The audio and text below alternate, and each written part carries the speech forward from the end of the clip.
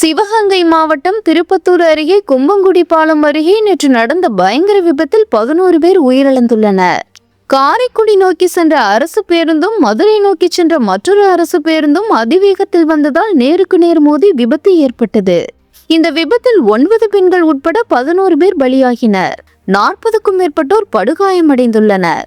காயமடைந்தவர்களில் சிலர் அபாய நிலையில் உள்ளதால் பலி எண்ணிக்கை மேலும் அதிகரிக்க வாய்ப்புள்ளதாக மருத்துவர்கள் தெரிவித்துள்ளனர். விபத்து குறித்து அறிந்த போலீசார் உடனடியாக சம்பவ இடத்திற்கு விரைந்து வந்து மீட்பு பணிகளில் ஈடுபட்டனர்.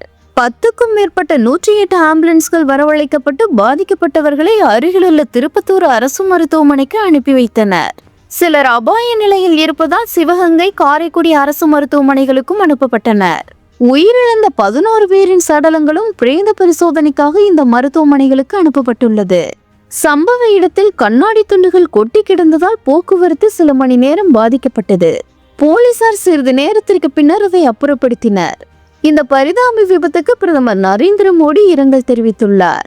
இவர் தனது எக்ஸ் பதிவில், சிவகங்கை மாவட்டத்தில் நடந்த பேருந்து விபத்து மிகவும் வேதனை அளிக்கிறது என்றும், உறவுகளை இழந்து தவிக்கும் குடும்பத்தினருக்கு எனது ஆழ்ந்த ஆறுதலையும் இரங்கல்களையும் தெரிவித்துக் கொள்கிறேன் என்றும், காயமடைந்தவர்கள் விரைவில் குணமடைய பிரார்த்திக்கிறேன் என்றும் குறிப்பிட்டுள்ளார்.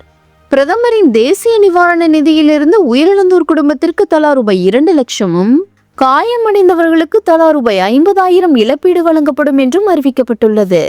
அதேபோல முதலமைச்சர் மு.க. ஸ்டாலினும் ஆழ்ந்த இரங்கல்களை தெரிவித்து உயிரிழந்தோர் குடும்பத்திற்கு தலா ரூபாய் 3 லட்சம் நிவாரண நிதி வழங்க உத்தரவிட்டுள்ளார். காயமடைந்தவர்களுக்கு இலவச சிகிச்சை அளிக்கவும், தேவைப்பட்டால் கூடுதல் உதவி செய்யவும் அறிவுறுத்தியுள்ளார்.